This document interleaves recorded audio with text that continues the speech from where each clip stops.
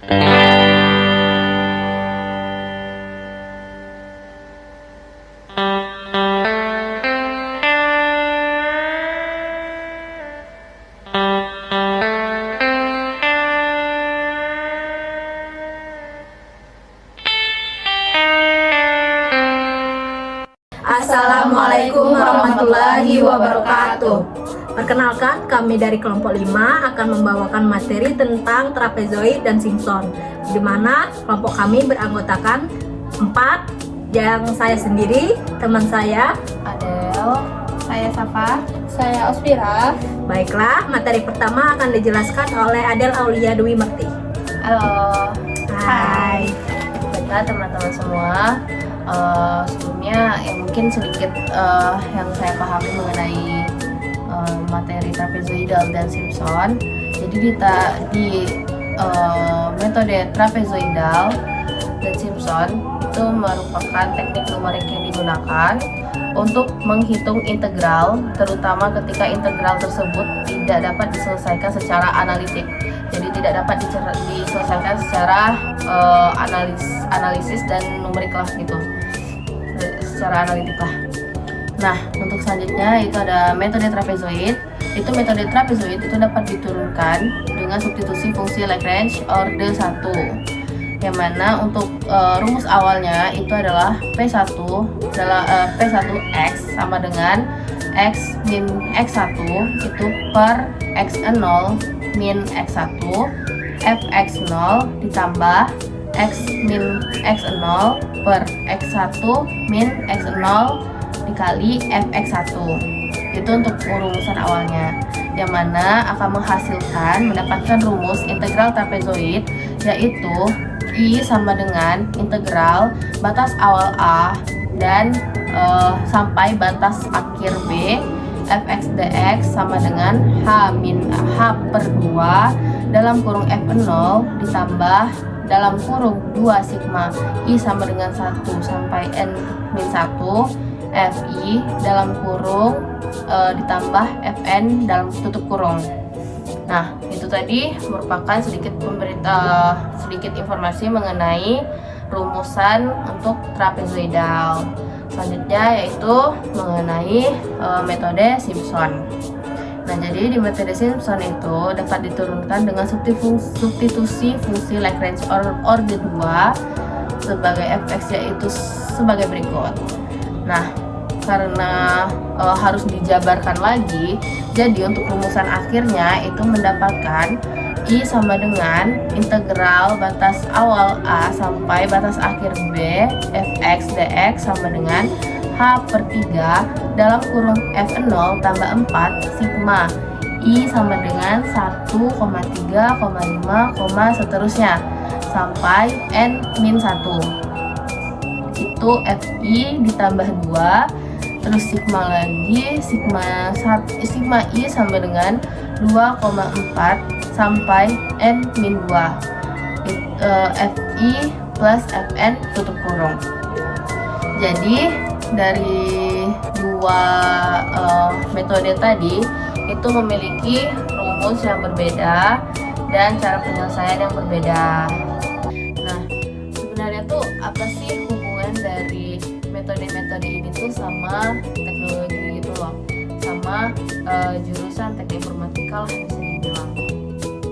Mungkin dari teman-teman ada yang mau ngejawab, boleh. Tapi kalau nggak lumayan lengkap nggak? Oke.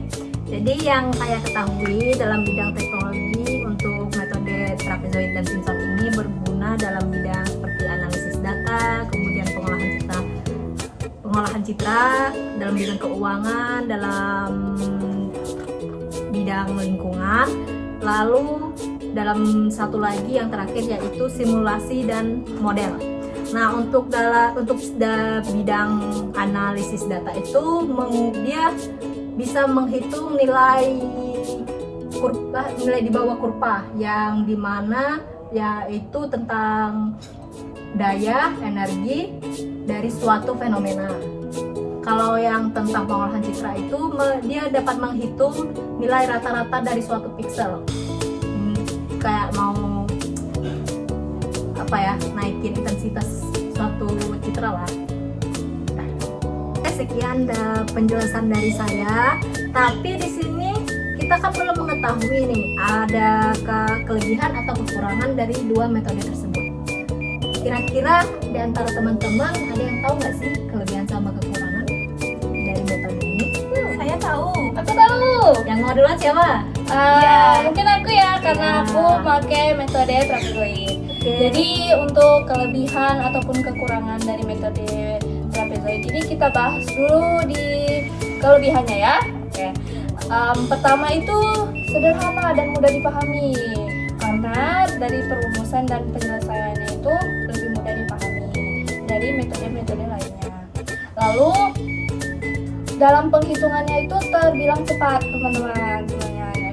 Habis itu ada juga cocok dalam fungsi linear. Kan kita belajar tuh fungsi linear. Jadi cocok itu untuk kita menggunakan metode trapezoid. Nah, terus dapat juga diterapkan pada data discrete. Ada juga kekurangannya nih pada metode trapezoid. Salah satunya akurasi terbatas untuk fungsi non-linearnya. Walaupun di kelebihannya itu cocok, tapi juga ada sedikit keterbatasan nih untuk fungsi non-linearnya, bukan yang linearnya. Lalu ada kesalahan dapat terakumulasi. Jadi kesalahannya itu kadang termasuk gitu. Nah, dalam metode trapezoidnya saat kita menggunakan metode trapezoidnya. Terus memerlukan banyak sub interval untuk akurasi yang tinggi. Lalu mungkin segitu aja untuk metode kelebihan ataupun kekurangan dari metode trapezoid. Trapezoid ya. Nah, yang untuk Simpson aku belum tahu nih. Ada yang tahu nggak? Aku tahu ah. Ayo. Oke, sekarang aku bakal jelasin kelebihan dan kekurangan dari metode Simpson. Yang pertama kelebihannya dulu ya. Kelebihan dari metode Simpson pertama, akurasinya yang tinggi, terutama untuk fungsi kompleks. Nah, yang kedua, menggunakan polinomial derajat 2 untuk representasi yang lebih baik. Selanjutnya yang terakhir, yaitu lebih efisien untuk fungsi halus atau memerlukan lebih sedikit saja. Kalau kekurangan? Nah, kekurangannya ada 3 juga. Yang pertama, lebih rumit dan sulit dipahami bagi pemula. Jadi yang sudah pro bisa tuh, yang pemula was. Pasti kalian udah yang pakai Simpson, kalian keren. Betul. Yang kedua, memerlukan jumlah subinterval yang genap. Selanjutnya yang terakhir, waktu kompetensi lebih lama untuk fungsi kompleks. Nah, itu adalah kelebihan dan kekurangan dari metode Simpson. Oke, terima kasih. Jadi kelihatannya kayak lebih sederhana yang trapezoid ya teman-teman. Soalnya yang Simpson itu lebih untuk yang pro aja. Buat pro aja. Jadi untuk kita yang pemula ini bisa menggunakan metode Trapezoid. Sebenarnya sih tergantung sama soalnya ya maunya kayak gimana. Mungkin teman-teman udah penasaran nih sama contoh soalnya itu kayak gimana dari trapezoid sama Simpson. Mungkin boleh. Untuk soalnya kami Bisa lihat tampilkan. berikut ini. Tara. Jadi pokoknya kita tuh nggak boleh gimana ya, nggak boleh berhenti di situ aja sih untuk memahami sesuatu itu, karena kan pasti sulit kan kalau misal kita cuman tahu dikit-dikit buat trapezoidal gitu. Pokoknya diperdalam lagi lah gitu, sama seperti kita ini masih belajar, masih butuh pendalaman lagi untuk trapezoidal sama metode Simpson. Jadi mungkin tadi ada soal-soalnya ya yang udah ditampilin. Semoga itu dapat membantu teman-teman semua dan apa yang kita sampaikan bermanfaat untuk teman-teman semua dan tersampaikan dengan jelas. Terima kasih semuanya. Baiklah, sekian dari kelompok kami. Kami akhiri. Wassalamualaikum warahmatullahi wabarakatuh.